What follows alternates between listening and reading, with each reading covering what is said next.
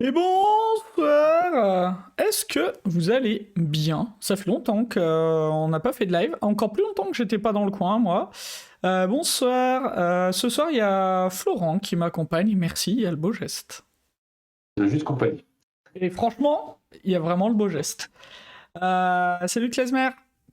Donc, je redis ce que j'ai dit dans le chat, hein, si vous voulez venir parler d'un livre, d'un talk, d'un article que vous avez vu, lu, aimé ou pas aimé, n'hésitez pas à nous rejoindre sur le Discord, on est dans le hall. On refait ce call for speaker tout simplement parce que on s'y est très très mal pris sur cette session, une fois n'est pas coutume. On est en conflit avec au moins 2 événements lyonnais, je pense. Ouais, le jug. Ouais, et un talk où le speaker est littéralement un des orgas des crafters. Je trouve qu'on a été, qu'on a été pas mal sur le calendrier, et sur l'annonce. Voilà. Mais on s'améliore, vraiment, on travaille. Du coup, si vous voulez venir parler de trucs, c'est avec grand plaisir, il y a de la place. Sinon, moi, je vais vous parler de 3 petits trucs, enfin plus ou moins petits, sur le même sujet, sur le sujet du no estimate. Alors, disclaimer, en fait, je cherchais pas du tout à savoir si le no estimate ça marchait ou pas quand j'ai cherché ces articles-là. C'est quelque chose dont je suis déjà convaincu, c'est des pratiques dont je suis déjà convaincu. En fait, ce que je cherchais, c'était un argumentaire et des arguments qui soient d'autorité ou factuels, etc. Donc, c'est pas du tout des ressources qui sont bien pour étudier si c'est intéressant ou pas comme manière de faire, c'est juste des ressources pour avoir des arguments. Voilà. Donc la première que j'aime beaucoup et que je ressors régulièrement est une réponse sur Quora de Jeff Sutherland, que je prononce très probablement très mal, mais qui est un des co-créateurs de Scrum. Donc la réponse a 5 ans, et dans cette réponse, il dit estimer les tâches va vous ralentir, ne le faites pas. Nous, on a arrêté il y a 10 ans, donc c'est-à-dire il y a 15 ans. Comment gères-tu la facturation avec le no-estimate? Ouais, je vais parler de tout ça. Donc je trouve ça toujours intéressant parce que très souvent on me dit ouais mais les estimations c'est dans Scrum donc il faut faire des estimations. Donc les estimations ne sont plus dans le Scrum Guide depuis longtemps. L'un des co-créateurs de Scrum a arrêté il y a 15 ans en se basant sur une étude donc, qui est dans sa réponse. Étude faite apparemment auprès de 60 000 équipes pour essayer d'avoir la vélocité, etc. Je n'ai pas lu l'étude, je ne sais pas si... je suis incapable de juger si le processus scientifique est correct ou pas. Moi, ce que je sais, c'est que de ma petite expérience et de mon spectre local, oui, ça marche beaucoup mieux de toute façon le no estimate. Mais j'aime beaucoup cette réponse-là parce que elle fait vraiment argument d'autorité, elle est basée sur une étude, donc elle couvre quand même une partie vraiment intéressante du spectre. Et elle enlève tout de suite le côté c'est dans Scrum, donc on fait des estimations parce que c'est dans Scrum. Et donc ça, je trouve ça vraiment intéressant. En plus, ça fait 10 lignes, donc facile à lire. Le deuxième article dont j'ai envie de parler sur ça est un article de Ron Jeffries. Donc Ron Jeffries, c'est le monsieur à qui on attribue les story points. Et il dit très souvent, si c'est moi qui ai inventé les story points, je suis désolé. Salut Marc. Et ce qui est intéressant, c'est que dans cet article, il va plus loin. Donc il commence en rappelant ça, mais en fait, il va plus loin. Il explique le contexte, pourquoi il dit qu'il est désolé, ce qu'il trouve intéressant encore aujourd'hui dans les story points, comment il déconseille de les utiliser. Il dit par exemple que les utiliser comme un modèle pour prévoir quand les choses seront faites, c'est au mieux une idée assez fragile. Voilà, il dit d'autres choses comme ça, donc je trouve l'article très intéressant aussi. Pareil, le monsieur est un des papas de XP. On a d'un côté un des papas de Scrum qui dit non, les estimations on a arrêté, un des papas de XP qui dit non, mais les utilisez pas pour ça, au mieux vous pouvez les utiliser vaguement pour savoir ce qui rentre dans une itération et encore, et du coup je trouve l'article très bien fait sur ça. Côté Kanban, j'ai pas trouvé de choses qui parlaient d'estimation dans Kanban, à aucun moment de la vie de Kanban, mais je l'ai peut-être loupé. Donc si vous avez des trucs sur ça, ben ça m'intéresse de savoir si quelque part dans Kanban, à un moment donné, il a eu été question d'estimer et s'ils en sont revenus ou pas. Voilà, et donc le point principal dont je veux parler ce soir, c'est un talk, interview, podcast, je sais pas trop, enfin très clairement vous pouvez juste l'écouter en accéléré et ça se passera très très bien.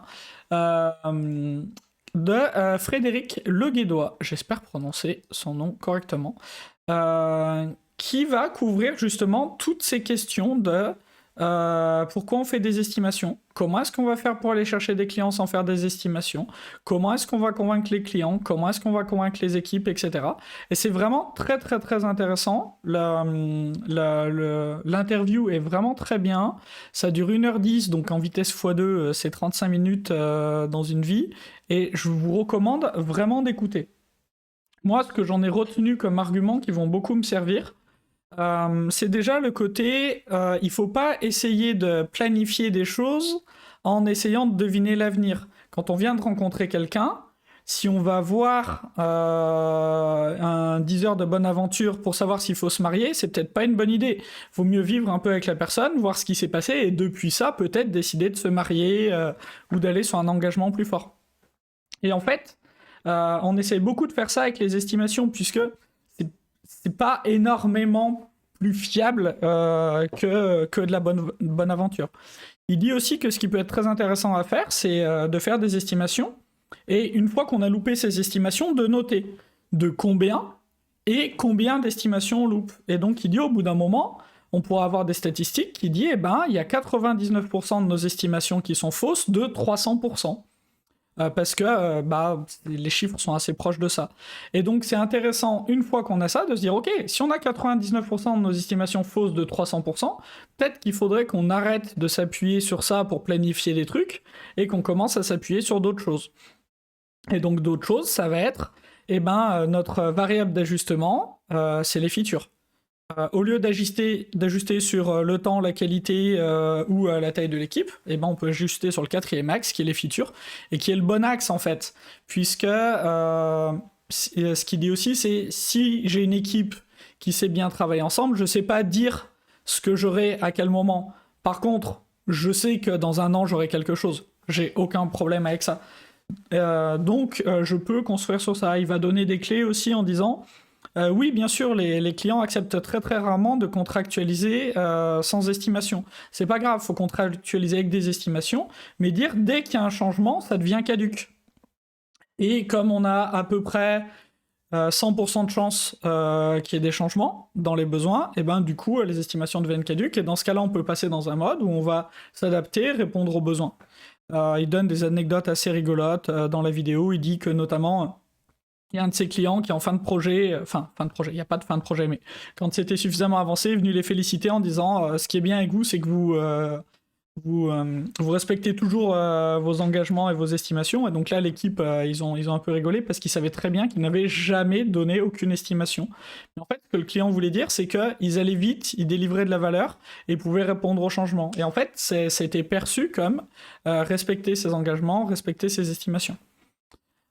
Et donc j'aime beaucoup la vidéo pour les arguments qu'elle donne, et je trouve que c'est un triptyque qui est intéressant, puisque les deux premiers donnent arguments d'autorité, arguments scientifiques, avec l'étude qui est fournie par Jeff, et le troisième va nous donner toute la démarche et tous les arguments qu'on peut avoir pour rassurer les clients, rassurer les équipes, rassurer les managers, et aller de plus en plus vers de la valeur en production.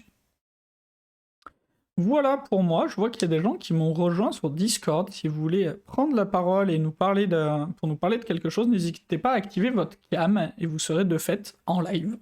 Et si vous ne voulez pas, restez là et tout ira bien. Est-ce que vous avez des questions, des remarques, des insultes sur ces premiers retours, sur ces premiers talks? Ah, ton micro est coupé, Flo. On, on a la cam, mais... Je disais qu'on pouvait éviter les insultes, mais bon, c'est pas grave. Bah si c'est pour moi, c'est pas grave. Si c'est pour moi, c'est pas... Voilà, enfin... Je le prendrais bien, je ne serais pas vexé. Mais oui, pour nos gentils co-speakers, oui, il vaut mieux éviter, effectivement. Après, on peut aussi distinguer peut-être le fait que dans des rares cas, on peut avoir vraiment des deadlines. Par exemple, on peut avoir une fonctionnalité modifiée pour des raisons légales. Donc, il y a des chances. Et du coup, je trouve que c'est pas mal de réserver justement ces deadlines fortes, etc. pour ces cas-là. Au moins, ça évite de les mélanger avec plein de deadlines arbitraires, juste parce qu'on a fait de l'estimation et que l'estimation est devenue un contrat, quoi. Je lirai le message de Gauthier D69, à ne pas confondre avec J Gauthier 69. Merci encore. Hein. Salut Gauthier. Oui, mais c'est assez rare qu'on ait une feature précise à faire pour un instant donné et qu'on n'ait pas pu l'anticiper. Parce que si c'est pour des contraintes légales, la loi, normalement, on arrive à le... Enfin, selon les structures, on arrive à le savoir un tout petit peu assez à l'avance. Il y a des cas où non, oui, mais pèse-toi, tu travailles dans un milieu particulier. Bah, t'as quand même... c'est la joie de la politique. T'as un ministre qui vient en fonction pour avoir son nom marqué dans l'histoire. Il dit « Je veux une deadline là ». Et le problème, c'est que lui, quand il impose une deadline, t'es obligé de suivre, sinon t'as des pénalités. En tout cas, en théorie, parce que heureusement, il y a plein de fois où c'est tellement absurde que c'est juste que c'est tellement chaotique pendant un certain laps de temps qu'ils font machine arrière. Mais bon. Bien sûr, mais c'est un cas qui est quand même très à la marge. Très souvent... Tout à fait, c'est pour ça que j'insistais sur le fait cas rare. Donc c'est réservé justement les deadlines fortes quand c'est vrai deadline, quoi. Alors, souvent, on a très souvent des vraies deadlines fortes. C'est souvent même ce qu'on a au début d'un projet. Et en soi, j'ai pas de problème avec ça. Il faut que ce soit livré dans 3 mois. Pas de problème, c'est une deadline forte. Et je peux la respecter sans aucun problème. Mais du coup, le scope est pas figé. Eh ben ouais. Moi, ma variable d'ajustement, c'est qu'est-ce que je vais livrer. Parce que c'est la meilleure variable d'ajustement de très très loin. Alors j'ai écouté un peu d'autres talks sur ce sujet, notamment un talk de Dave Farley, pareil, qui est très bien, la vidéo YouTube est très bien, et il dit globalement la même chose. Donc c'est pour ça, le talk de Frédéric me semblait plus intéressant, plus complet, il couvre plus de choses, il est en français, mais voilà, si vous voulez avoir aussi d'autres avis, ben attends, je vais retrouver le talk de Dave Farley.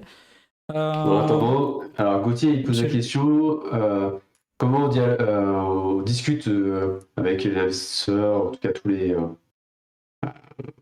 clients potentiels, les personnes qui jouent le rôle du client, avec eux par rapport à l'estimation, pour faire une roadmap. Moi, en fait, de mon expérience, les personnes qui veulent plus l'estimation, c'est plutôt le middle management. Parce que les vrais investisseurs et en haut, ils savent de toute façon que ça va pas bien se passer. Donc la plupart du temps, tu peux vachement jouer sur le fait que on va pas attendre 3 mois pour livrer votre truc, on va livrer toutes les semaines. Et au moins, on est sûr que toutes les semaines, vous pourrez nous dire est-ce que ça va dans le bon sens, etc. Et puis après, on fera le meilleur produit qu'on aura pu faire dans les 3 mois, mais on va réduire le risque et on va pas attendre 3 mois pour savoir si on peut livrer. Et donc ça, généralement, c'est vachement entendable. Alors qu'autrement, tu leur as dit, ok, on fixe le périmètre, etc. Et dans 3 mois, rendez-vous, on verra si on va dans le mieux ou pas. Et ça, généralement, ils l'entendent bien, quoi. Ouais, je suis d'accord. Et en fait, le top management, ce qui les intéresse, c'est grosse maille. Et pareil, Frédéric en parle dans son talk. Grosse maille, c'est pas gênant. Grosse maille, c'est facile parce que grosse maille, ça veut dire que tu peux changer les features. C'est ça. Qui sont dedans. Grosse maille, tu peux adapter tout un tas de trucs. Grosse maille, il y a tout un tas de choses que tu peux ne pas faire et ça se passera très très bien. Et des features que t'ajustes pas et c'est pas très grave au début. Ou des grands raccourcis que t'as pris en t'appuyant sur des services SaaS où tu sais qu'à un moment il faudra que tu le refasses, etc. parce que ça correspond pas vraiment à ton besoin. Mais en attendant, ça fait la blague et ça t'a permis de gagner un mois. Il y a Marc qui en parle aussi. Ah bah oui, il y a beaucoup dans le dernier podcast de Pumpkin Dev justement de comment il a mis en prod pendant des mois sans coder de back. Ou quasiment pas. Je reviens sur le message de Gauthier de tout à l'heure. Je vérifie si on a répondu et après on te lit Klezmer si ça te va. Donc Gauthier nous disait: j'ai tenté de faire le blocage des estimations sur la définition de la feature. Le problème c'est qu'à la fin on construisait une feature qui n'avait plus de valeur, donc tout à refaire. Je suis pas sûr d'avoir compris qu'est-ce qu'un blocage des estimations sur la définition de la feature. Tu peux nous expliquer un peu plus, sauf si Flo, toi, c'est clair pour toi. J'ai pas bien compris. Moi, j'ai fait l'inverse. J'ai bloqué le fait que je ferais des estimations contractuellement.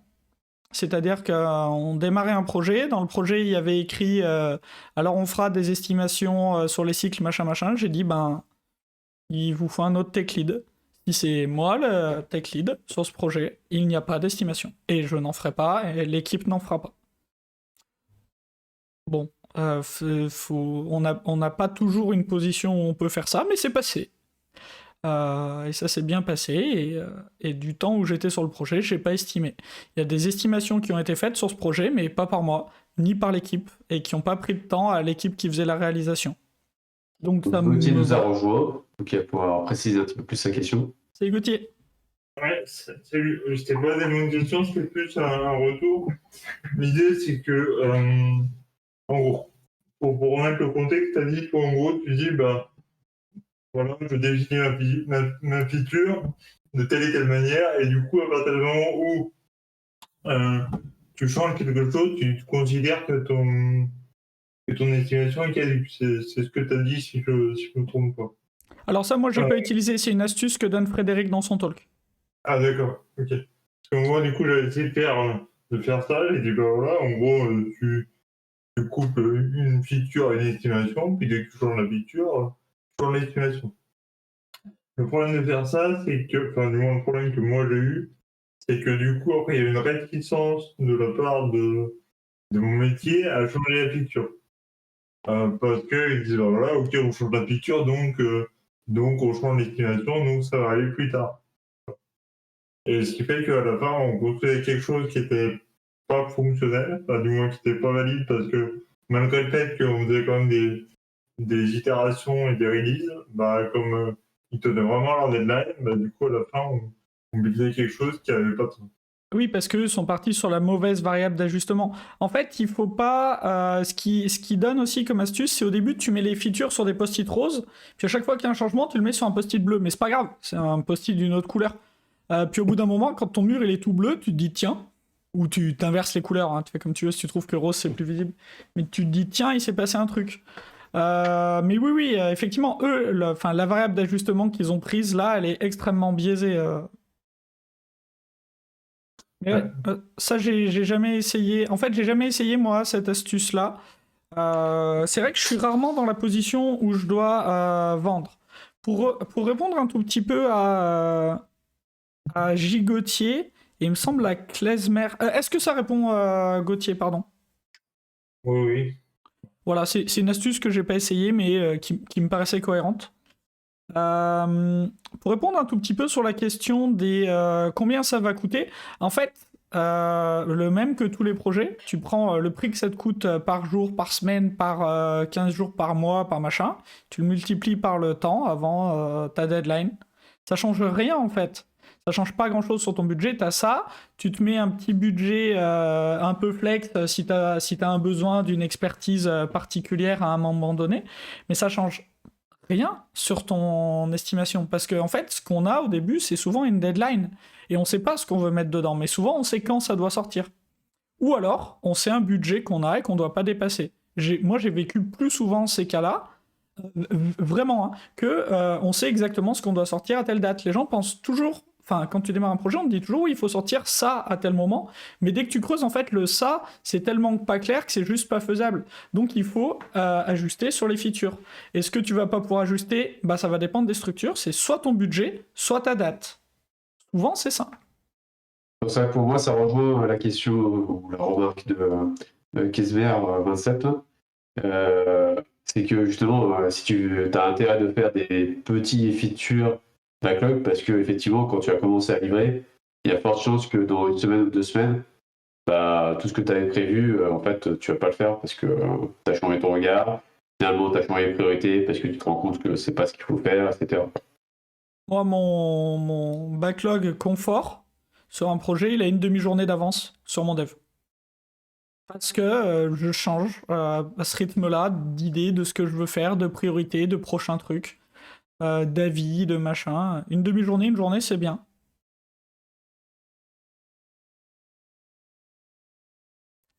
Tac.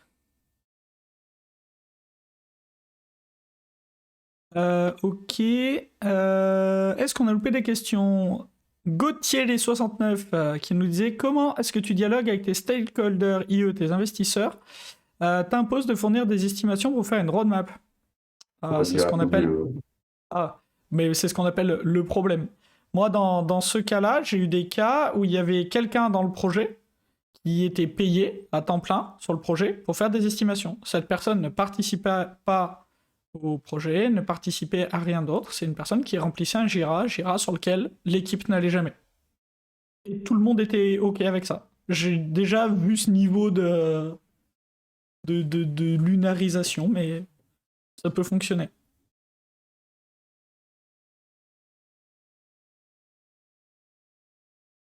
Mais oui, vraiment, c'est le côté roadmap. En fait, tu peux garder tes deadlines de ta roadmap, c'est toujours pareil. Garde tes deadlines, adapte tes features. Et en fait, en t'autorisant à adapter tes features, tu vas aller tellement plus vite parce que tu vas faire des choses tellement plus pragmatiques et pas faire tous les trucs qui vont pas. Moi, je sais pas combien de projets j'ai vu démarrer où les premières. Alors, je vais faire un truc de boomer.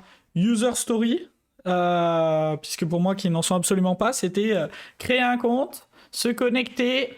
Changer son email, c'était ça. Tous les premiers trucs, c'était ça. Mais il y en avait, 30 des stories écrites comme ça. Bonjour, je vais prendre un SaaS d'IDP qui a l'air d'être bien, qui vous va bien, ou un produit qui fait IDP. Et puis, si vous trouvez que la mire, elle est pas jolie, franchement, c'est pas grave. Hein. On la personnalisera un jour, mais c'est pas grave. On vient de faire les 35 premières stories. Alors oui, il y a peut-être un truc qui nous convient peut-être pas exactement, mais là, je vais expliquer que quand on prend sur étagère, on n'essaye pas de le tordre, on s'adapte à ce que ça fait, il y a très probablement des très bonnes raisons qui nous échappent, surtout quand ça touche à la sécurité ou à des choses qui ont des grosses spécialisations comme ça. Et en fait, tu vas pouvoir gagner un temps fou, tous ces trucs-là, les mettre de côté et passer tout de suite à ce qui va faire ton différenciant et ce qui va être ton core domain.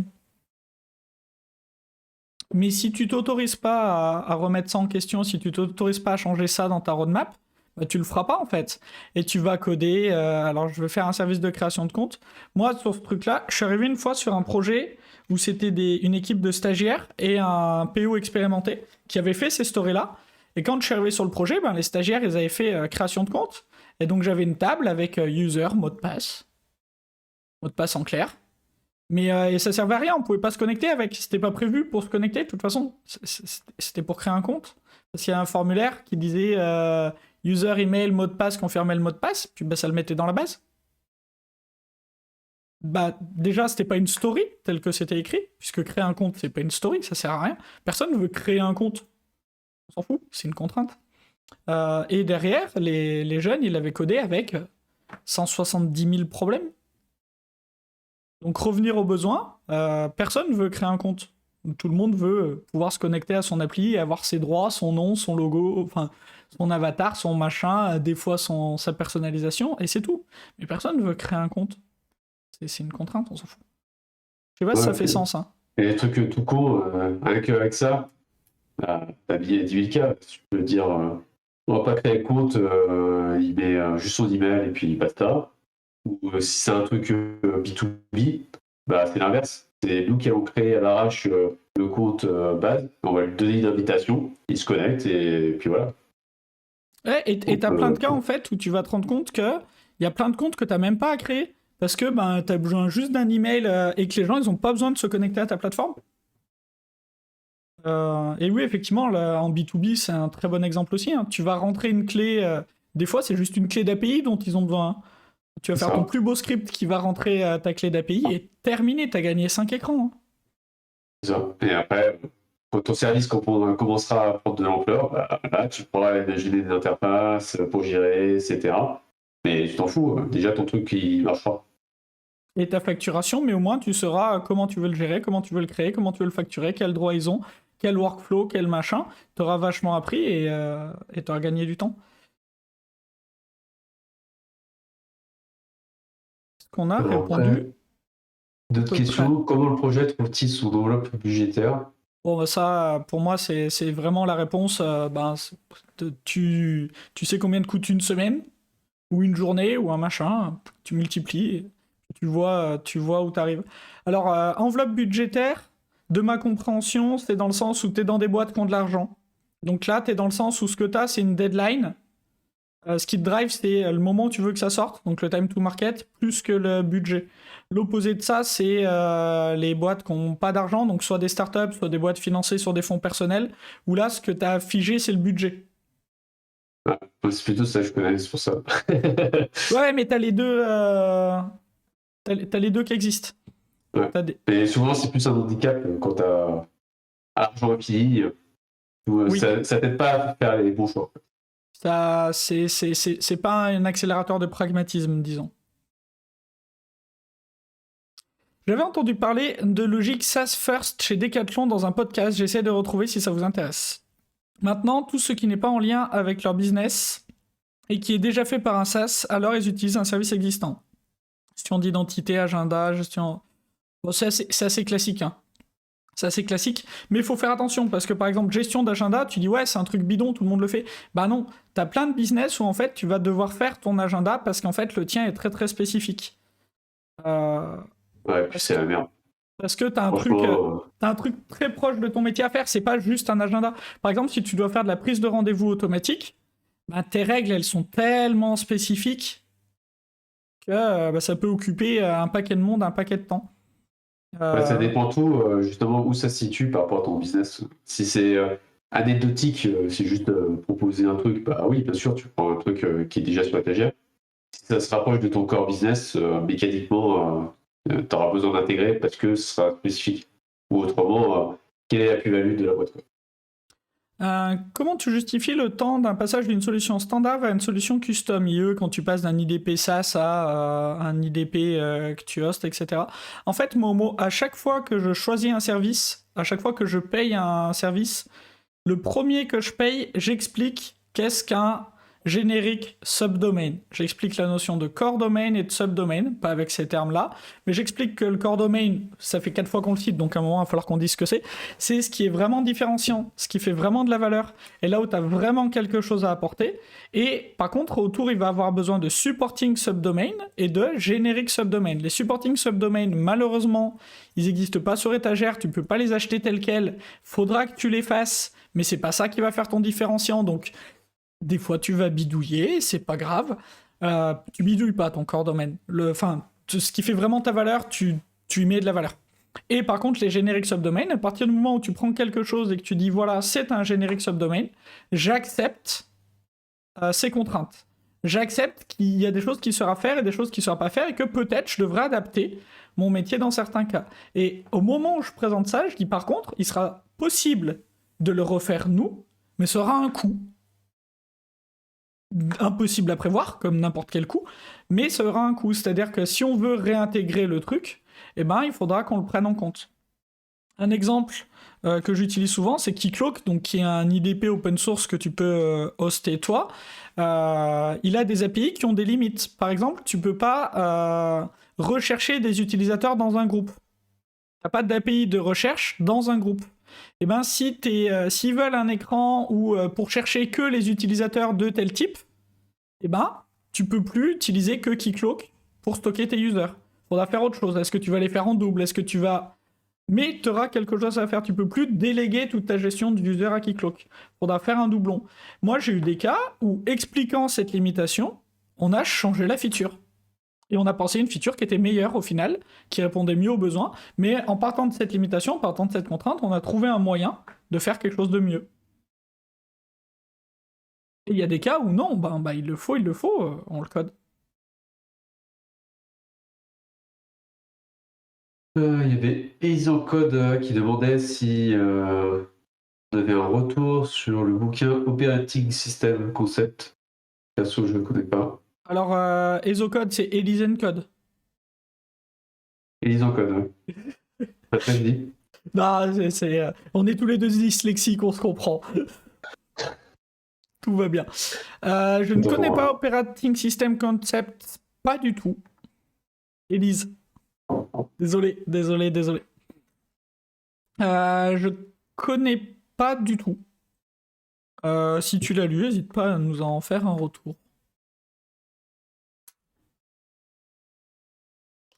Je connais pas non plus l'auteur.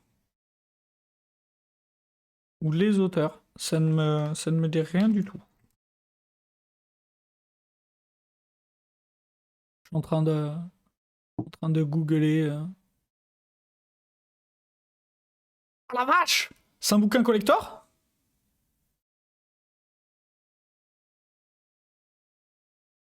Il se vend d'occasion à 200 balles.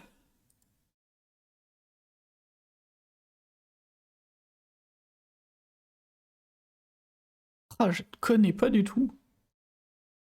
Tu peux le trouver moins cher. Bien moins cher. Oui. 15 €. Il y a moins cher, mais bon. Ok. Non, je connais pas. Il doit y avoir un peu les bouquins dont on a parlé ici. Alors, c'est pas forcément tous les bouquins qu'on a lus, mais normalement sur le CR, on essaie de mettre à peu près tout. Et je crois même qu'on est des gens bien, qu'il y a un tag pour filtrer sur la lecture, mais ça, je suis un peu moins confiant sur cette partie-là de nos CR. Eh ben écoutez, s'il n'y a pas plus de gens qui ont des trucs à présenter, c'est très bien, on va tous gagner notre soirée.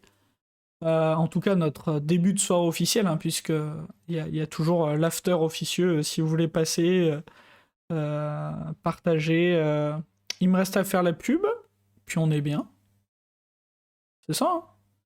Je suis en train de meubler pendant que meetup.com n'arrive pas à afficher les events, hein, tout va bien, ça y est, j'ai les events. Oh, c'est tout annoncé, trop fort. Il manque le doc encore. Ah, tu cherches? Ah, bah tu pourras faire une annonce. Alors, qu'est-ce qu'on a annoncé? On a annoncé un forum ouvert le mercredi 1er février. Ça fait très longtemps qu'on n'en a pas fait.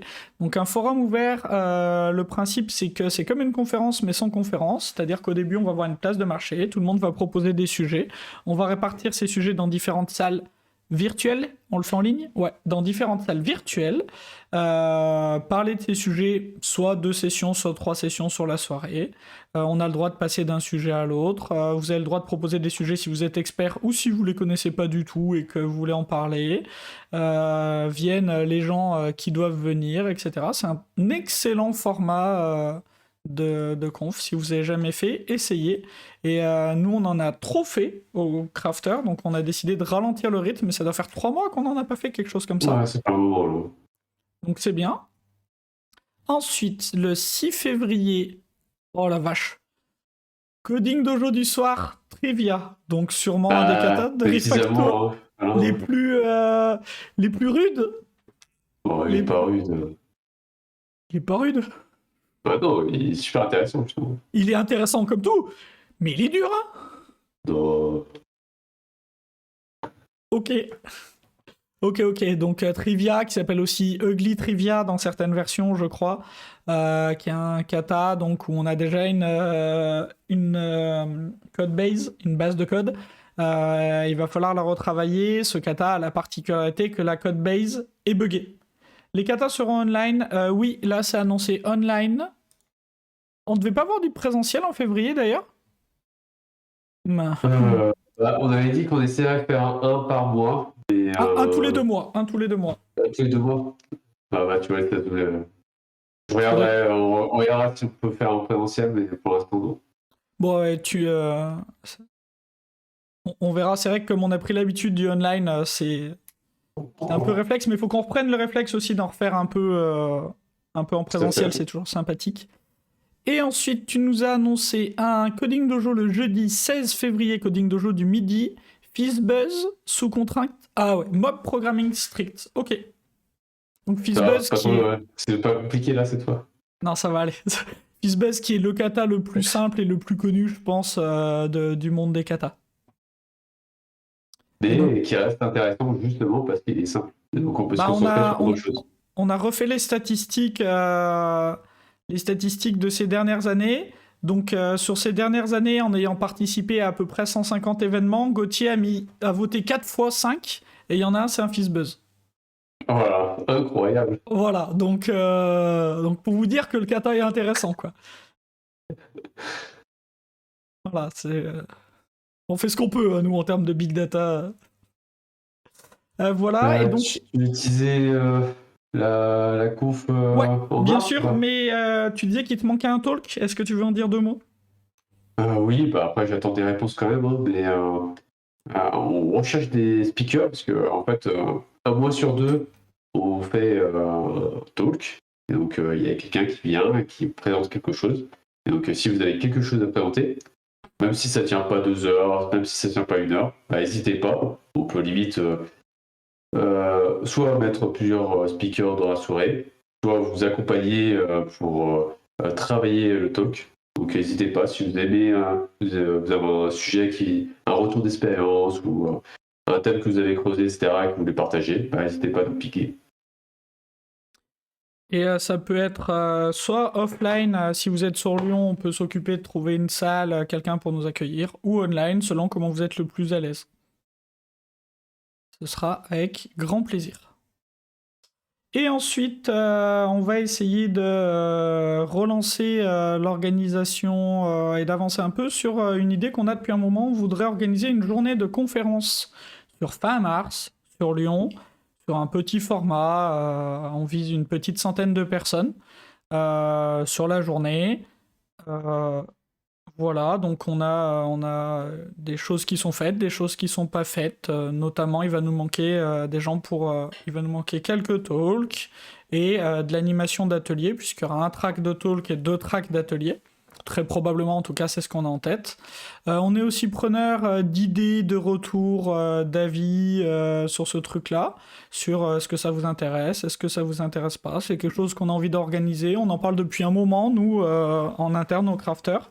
Là, il se trouve que pour l'instant, on a quelques facilitations, quelques trucs qui peuvent nous faciliter, ça et le rendre possible. Donc, on se dit qu'on va essayer et voir ce que ça donne.